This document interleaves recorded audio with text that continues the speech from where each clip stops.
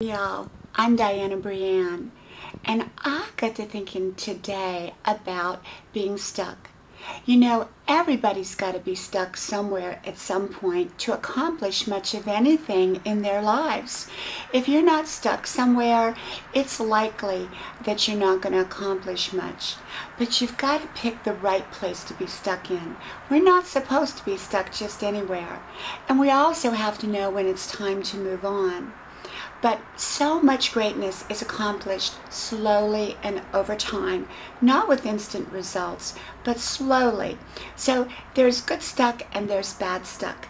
And if you're stuck in a good place, you're slowly over time accomplishing what you're meant to accomplish. And if it's bad stuck, that means you're kind of at a dead end and you don't know what to do.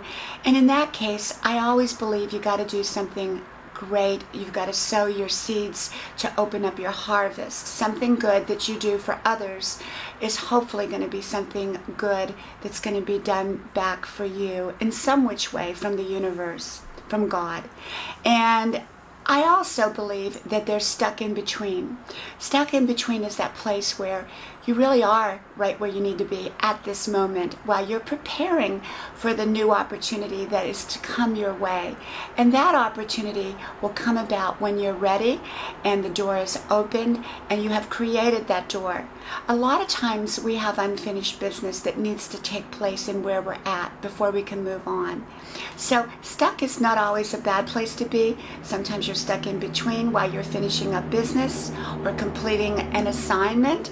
Other times it's stuck in a great place while you're accomplishing something good in your life and something positive.